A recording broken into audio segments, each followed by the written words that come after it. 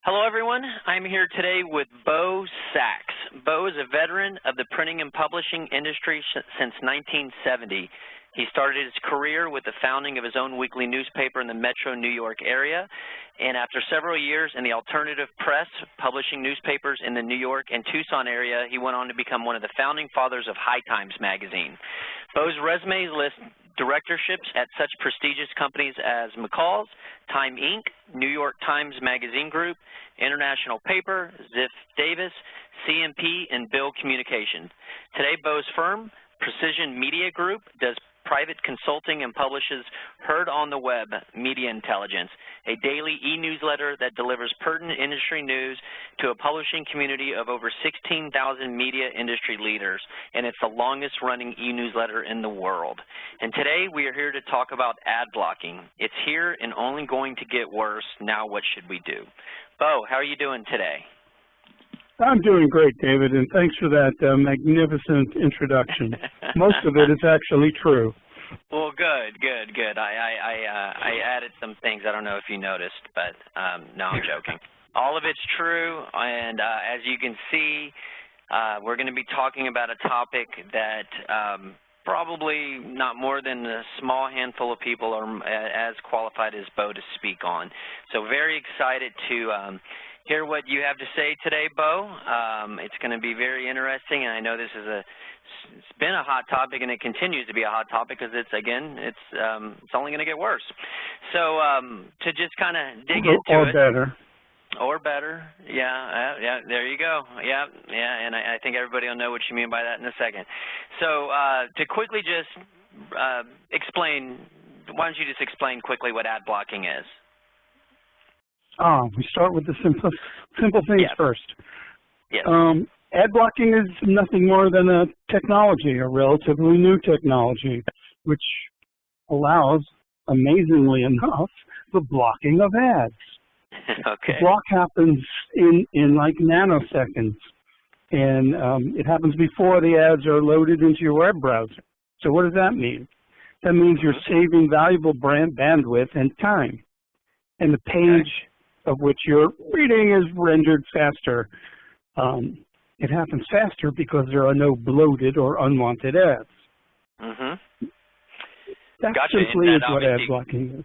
And that obviously came about because of user experience. People were probably complaining about it, and somebody saw an opportunity to satisfy all these people, and hence we have this ad blocking. But that's obviously created some dilemmas in the marketplace. So that kind of leads us to our next question here. Now, why should this be a concern, and who should this be a concern for? Great question. If you just think about how the industry has evolved over the last few years, you kind of have to question, like, what should we be worried about? Ad fraud, ad blocking, identity theft, malware, keyboard capture, and a dozen of other things. I could go on probably for an hour listing all the abuses that the common reader has experienced. And this is a problem for anybody. It's a problem for businesses, and it's a problem for the general reader. And every solution that we come up with seems to be only temporary solutions, including ad blocking. Now, you say problem for a reader. What do you mean by that? Because isn't this something that, you know, people who are all about it or just jumping up and down enjoy that this exists? What problems are you talking about? It's my experience that in this world nothing is black and white, and some of the ad blockers, which profess to be protecting the public, are actually making a profit by allowing some ads through the system. So there's a bounty. These guys are like pirates, not all of them, but some of them. And if you pay the company, the ad blocker, they will allow some ads to get through. So it's a gray area. It's not that gray to me, but so it's not a perfect system. Yeah, and obviously people who make their hay on ad dollars, online ads, obviously those people are probably very, very concerned by this, and are probably the companies that we're mainly talking to today to see what they can do. about it. Is that kind of how you see it too, or are there any other types of industries rather than media sites? But I'm assuming those are the main people who this is a top concern for. Is there anybody else we might be forgetting about? For everybody. If I understood your question, it's not only for media people. All commerce is transacted on the web now. There isn't I can't think of a single industry that's not on the web. So it's not just media. Even if you're a plumber or a lawyer or, cab drivers, everybody's operating on the web. And so they're exposed on the web. Businesses are exposed and the consumer is exposed. And there is no solution in sight yet, at least none that I see that it's applicable and good for both sides, because one should strive for a win-win. It's good for the businesses, it's good for the consumer. How do we achieve that goal? That is a good question. We're not there yet, not even close. Okay. Now, just kind of, in preparing for this podcast, I kind of just did a little research, and to put it in context for everybody, I believe that there's about 200 million people who are using ad blocking software. And then on top of that, if I'm not mistaken, and correct me if I'm wrong, Bo, I believe that some of the new operating systems from at least Macintosh, if I'm not mistaken, are going to have it written into their code, I guess, or whatever. It's automatically going to default to having ad blocking written in. Is that still the case? Is that still on the table? Is that happening? Yes, but it's this is just like a war. We started with bows and arrows, and that wasn't good enough, and we made guns. That wasn't good enough. We made howitzers, and that wasn't good enough, and we made tanks. We keep elevating the level of this ad war. And to your question, sure, Apple's building in ad blocking. And if you listen to the report yesterday from Facebook, they have built a program that is going to block the ad blockers. Yeah, so I saw you wrote about that today, actually, yeah. We've elevated, this level of war, We haven't gone to the nuclear answer yet, but that's what's happening. So now that Facebook has developed a blocker for ad blocking, well, the ad blockers will develop a block for the blocker. There is no end to this. It's all technology.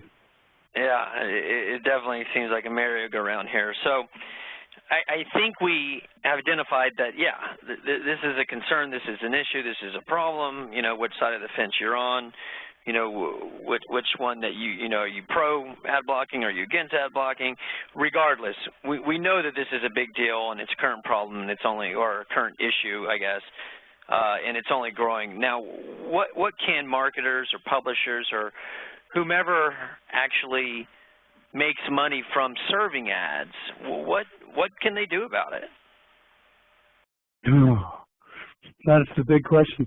If I had the answer, I'd be making a lot of money as a consultant. But here's the thing. What's at the heart of this issue? The real bottom line is, how does one recover trust once it's lost? I think it was Friedrich Nietzsche. He said, "I'm not upset that you lied to me. I'm upset that from now on I can't believe you." So that's at the core of the issue, lost trust. Once it's gone, it's unrecoverable. It's an unrecoverable asset. And I'm afraid we'll never be able to regain the trust once we've lost it. So what can we do? Your question is, what can we do? Yeah. The answer is to try to act honorable for an extended period of time. And here's the kicker, hope that the rest of the industry does too. And I ask you, what are the odds of that happening? 0, I would say. There you go. So our marketing friends are in a tough bind. I think the best thing that you can hope for, and social media could be good at this, you got to go out there and present your image, your branded image, as one that is trustworthy. And if you can achieve that goal, then you can circumvent the mistrust that's out there, that you're not one of those. So you got to have a program to prove that you are not a pirate on the web. Okay.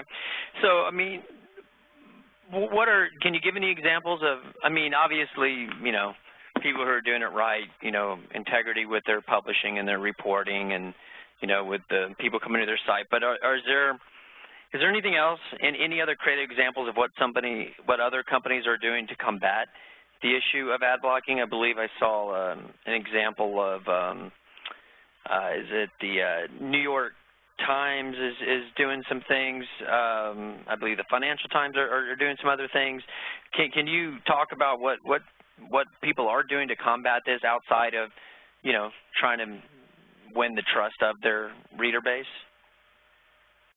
Not really. In that, you know, the New York Times has a built-in credibility factor, and they're parlaying that. And what the key is transparency. The only way to get through this is to be above board and transparent in what you're doing.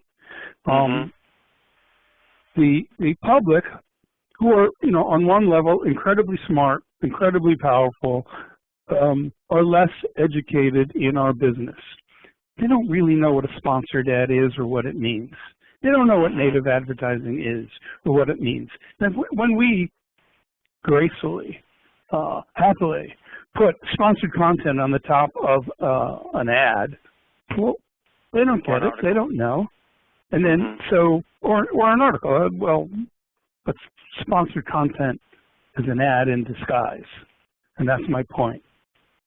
We are using deception to head down the, you know, path of revenue. We all want revenue. Nothing wrong with it. Should be honorable, but it's not always honorable.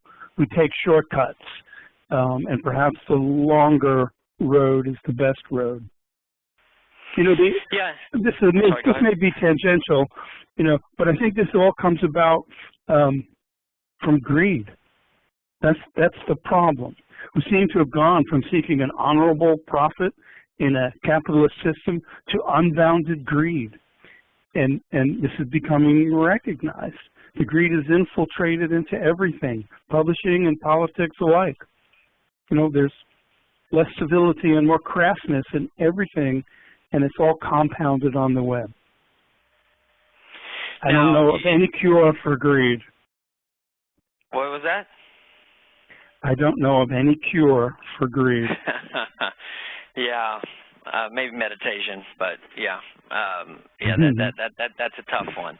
Now, you mentioned trust and everything, and I believe what the New York Times is doing is they're basically asking people to whitelist them from being ad blocked, and that probably only will come if you're right. I mean, you got to start at getting that trust from your reader base, and then asking them a simple request and letting them know that that's how you're able to pay your reporters and able to put out great content.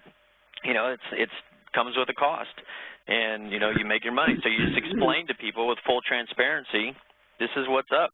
You know, please, you know, let us make some money so we can continue to serve you in you know, an honorable and integrity laden way. Is that kind of the way, is what you were kind of leading towards? Exactly, and I think we agree on in this format that the New York Times is an honorable corporation. And yet, last week, or maybe it was early this week, it was reported that they inadvertently sent out ad malware in their advertising, which was doing identity theft. So here's the honorable and honest New York Times who inadvertently sent out malware. This is pretty complicated. We're getting into some deep and murky areas, and I still trust the New York Times, but they didn't do their due diligence on what they were sending out. Wow. One of our best examples here is even making mistakes on it. So yeah, it's definitely, you can see how deep and how many different layers there are to all of this. Now, you mentioned native ads. Just give a I know they're not the newest thing in the world, so just give quickly describe what these are, and then give your thoughts on the pros and cons of them, and then if possible, if you can give some examples of companies, using these correctly. Okay, native advertising, it's a type of disguised advertising, usually, but not always online. This kind of, the trick of native advertising, it matches the form and function of the platform on which it resides. If it's in print, it'll look like a typical editorial page. If it's on the web, it will just look and match the corresponding template for that site. So native advertising, if it's not done well and not done in moderation, in my opinion, it will go down in history books as yet another lost opportunity. A lost opportunity for revenue and another opportunity to lose trust. Like everything else in the world, there can be too much of a good thing. With the right context and done in the right way, I think it can be a win-win for everybody. But I would take you back to my greed formula. Once we discover a new path of revenue, we have a tendency to overextend ourselves, to put it politely. Yeah, but native ads it's basically a banner ad that it can be not a banner ad. No, I would disagree. It's not a banner ad. Okay. Native advertising is embedded into the product to look like editorial. Okay. Native how is it to native to the land that it lives in. So if you're on the New York Times, a native ad will look just like another article in the New York Times. Gotcha. If you're on Forbes, it is even more disguised as just another article that you may or may not want to read. And when it's done incorrectly or deceptively, it looks like an article, but then it directs to not the article that you thought you were clicking through, correct? Yeah, native advertising, unlike sponsored advertising, native advertising is much more subtle. Sponsored clearly says on the top, this is a sponsored ad. I go back to what I said a few minutes ago, is saying something that is sponsored content. They don't say sponsored ad, they say sponsored content. Is that enough of a highlight to the general public to say, you're now being pitched by my client? Well, what are your thoughts on sponsored content? I am a for-profit guy. I am for every way that we can honorably make a good living, shelter our family, feed everybody. But the operable word there is in an honorable way. And sponsored content can be done right, can be transparent. Native advertising can be done right and classic. Like my favorite example, I learned many, many years ago because it's very old, David Ogilvy, who is known in some circles as the father of advertising. He created a series of ads, and this was the Guinness Guide to Oysters. And it was all about oysters, but it was the Guinness Guide to Oysters. Well, how brilliant is that? Cleverly, out front, this is Guinness, but the article was about oysters. Beautiful pictures, a great read. That's how to do it right. All right. Now, then that was sponsored content, or is that, I guess, native ads? They kind of that was a native ad.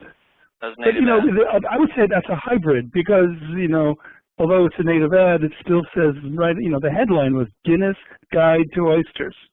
Yeah. Brilliant. Yeah, that did. Yeah, Exxon's, that's how I was a little confused.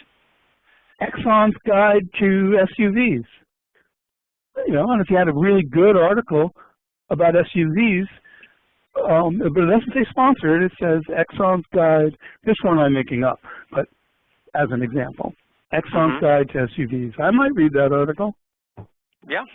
Now, let's dig into that. Now, obviously the purpose of everybody, listening to things like this and reading other, is really to try to take some pointers home, because I think we're we're really showing that, you know, this is just a dilemma, and like how can we help people find some alternatives and find some good ways of doing it. So we talked about a little bit about native ads, and you gave some examples of how to do it correctly. And basically, it's make sure, you know, go ahead and be transparent and direct people to what you say you're directing them to. Now, sponsored content is obviously, you know, an article that's right in your face that's brought to you by. Can you just, you know, let's talk to marketers and publishers. Give them some pointers. Like, what should they do if they want to go this route? How can they, you know, with the ad blocking, okay, we're not going to be doing banner ads, we're not going to be doing those, you know, we're going to go this other direction. Why don't we talk a little bit about some good pointers for doing this the correct way? And when I say correct, I mean not just making the reader happy, but being able to make your payroll and make some money out of it. So, you know, I want the right way to be both of those things, you know. So why don't you dig into that? There's a simple answer to this. There's a simple answer to this. It's, although the answer is simple, the achievement of the goal is not always that easy. And that is, and this is also classic, what are the needs of my client on either side, marketer or reader? What are my needs? If you can answer that question and supply the answer to that, you got a winner. If you can only supply half their need, you're going to be less effective. If you're not supplying any of their needs, their true needs, then you have an ineffective campaign. So the analysis goes into, I have X and X product. How does that fit into the lifestyle of my client? How can I help him with his or her needs? So that's a pretty simple statement. Now, how do you go about and make that happen? And that's why it doesn't always work. You got to do your research, you got to do your homework, you got to do your investigation, supply the answer. What are the needs of the client? All right. So do you have any examples? We can kind of put it in context of somebody possibly doing it the right way. And you don't need to give a real life example. You can kind of make one up in your head, I guess, or a real life would be great too.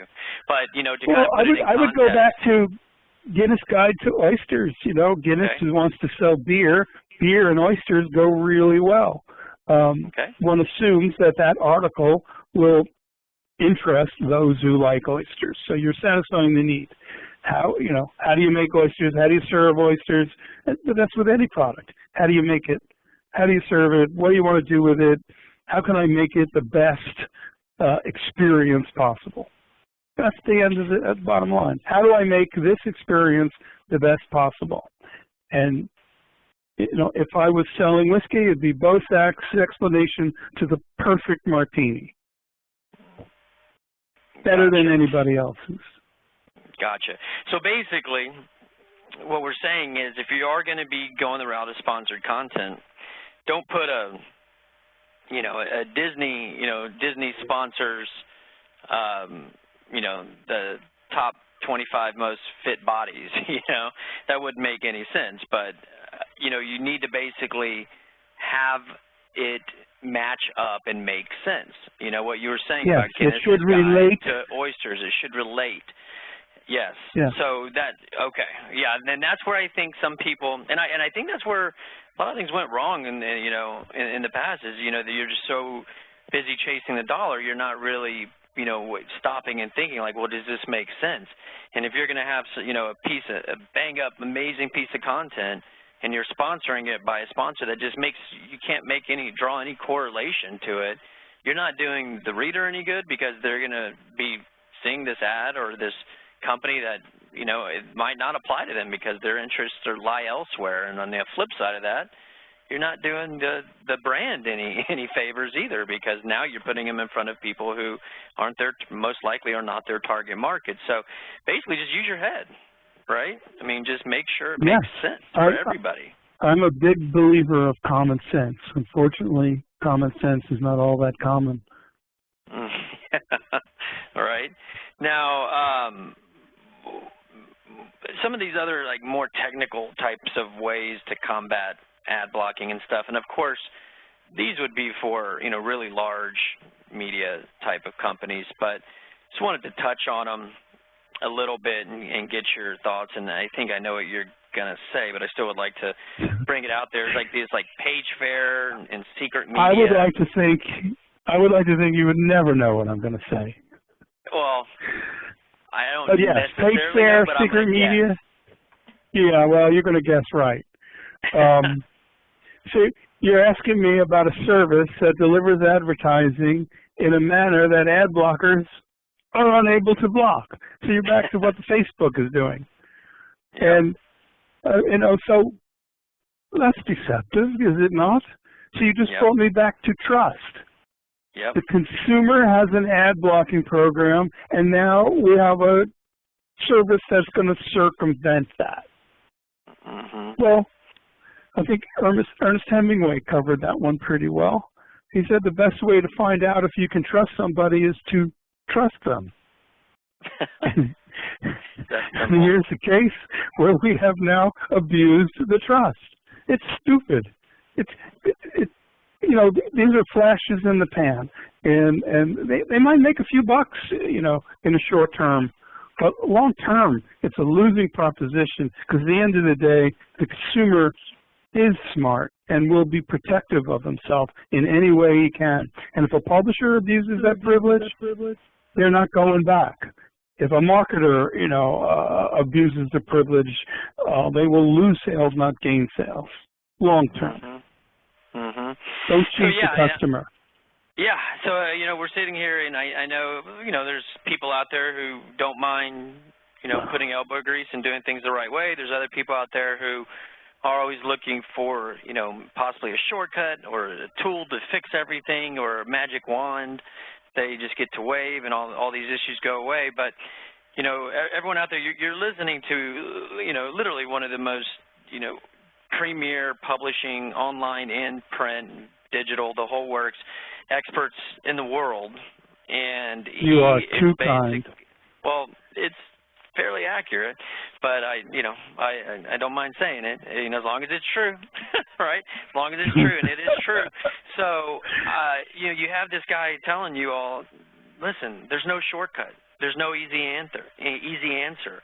Do it the right way. Win the trust. Then you can even go so far as ask people to, you know, ask them for, you know, a small favor of let them show you ads or sponsor content the correct way. You can make money that way. But all of this comes down to only if you're doing it the right way.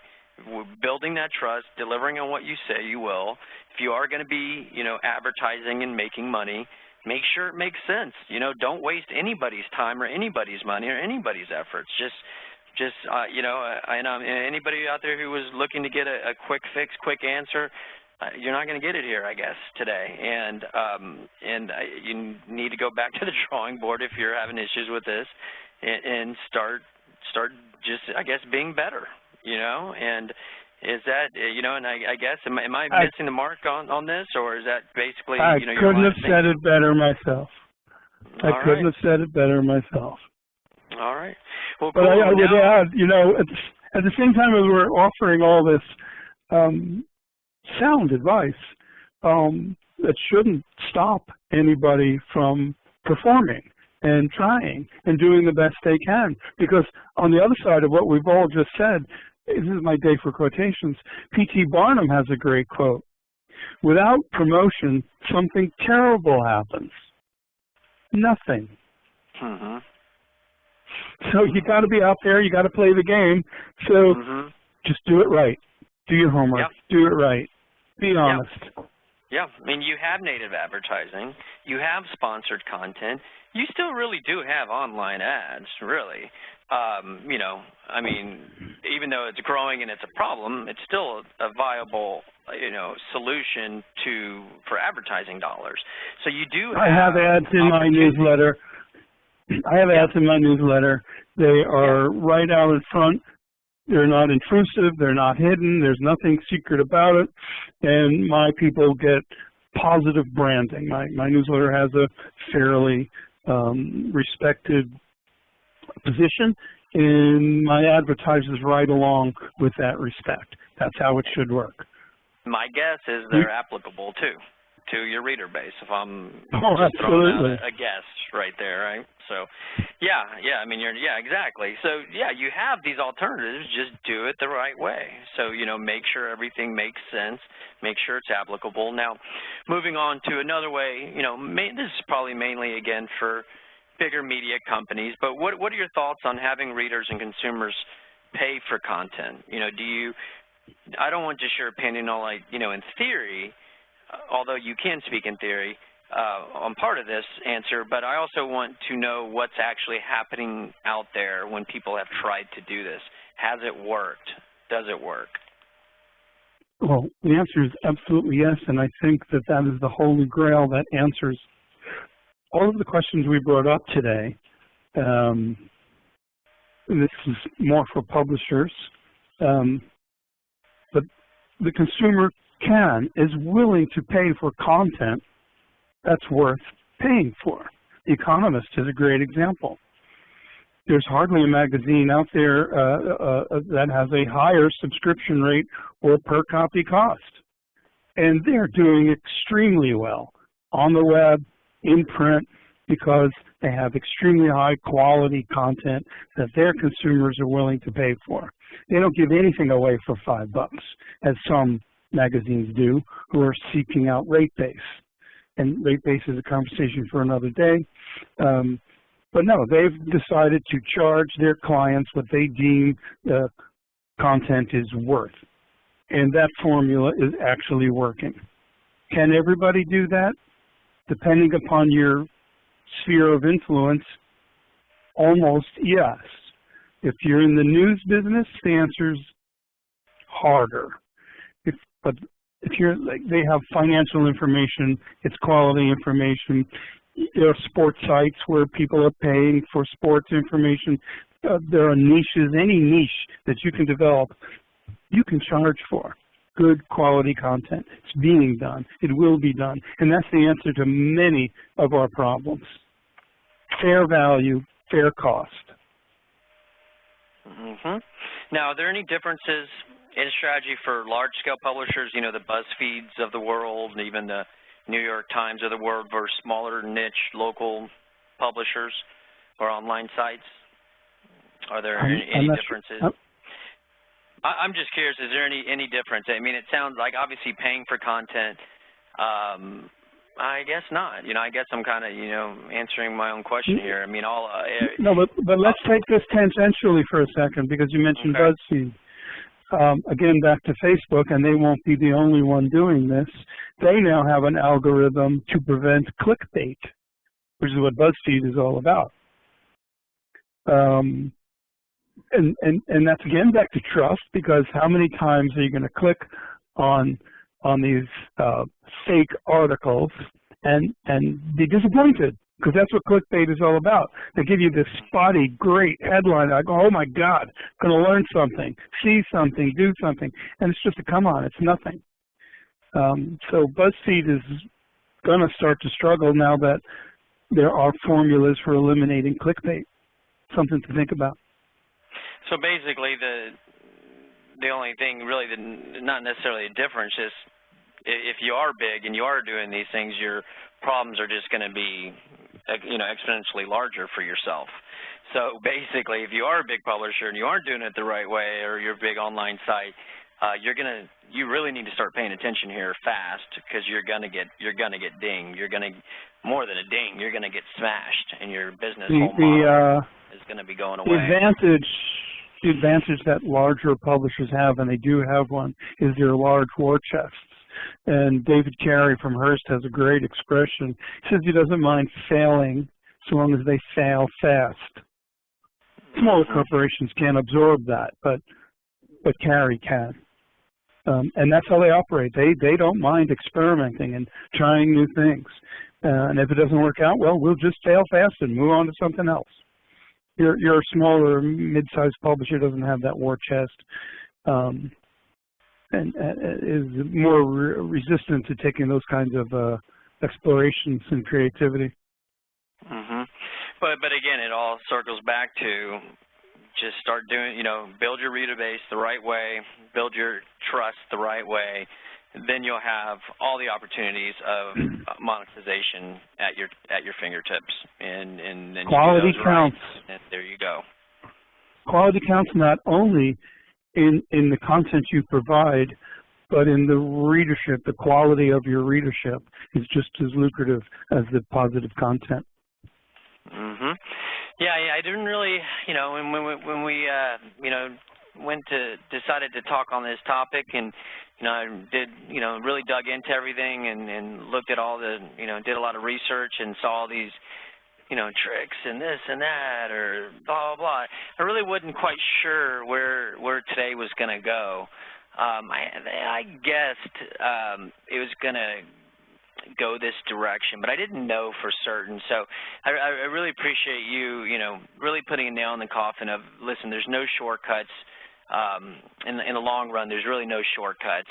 And anybody out there who is looking to find, the shiny new object to take care of this issue, you're not going to find it from Bo, at least, and you're not going to most likely find it out there. And it really circles back around to quality content, transparency, good old-fashioned doing things the right way. And I appreciate you really bringing to light that, driving that home today. Do you have any other parting thoughts before we end this I think call? you summed it up well, but I guess I would add in your roundup of, that quality counts, that these are not just buzzwords, because we really mean it. Quality does count, and that's the clearest, safest way to success. Mm-hmm. Don't just say it, believe it. Mm-hmm. Pay for those writers, right? All those writers out there who are listening, we'll give you a shout out. And that's one industry that I've seen, one line of work. I think I've been saying this for a couple years, about not more than a couple, but about a couple years, that that's a newfound job to go into, journalism. And for a while there, when it was all about, 4, 5, 6 years ago, before all these updates from Google hit, were just links and just getting stuff written and getting it up there and And most marketers know that that's really changed, and Google's really put a clamp down, and it's circled back around to quality and paying writers what they're worth. So I've seen that that's a new profession for people, and good. It's not just a bunch of crap being written out there. We need good crap written out there. Good stuff. So so the quality. Well, awesome, Bo. Hey, I appreciate it. Always fun to talk with you. This was fun. Let's do it again. We'll do it again. We'll do it again soon, and hopefully we won't talk about such a kind of a nastier topic, but maybe we will. Maybe those are more fun. So anyways, hey, I appreciate you, and until next time. All right. Thank you. Take care. Thanks. All right. Bye-bye. Bye. And if you'd like to continue to learn from Bo Sachs, you can sign up for his free media industry newsletter, which also happens to be the world's oldest. And you just need to go to www.bosacks.com. That's www.bosacks.com. And also you can follow him on Twitter at @BoSachs. Thank you very much.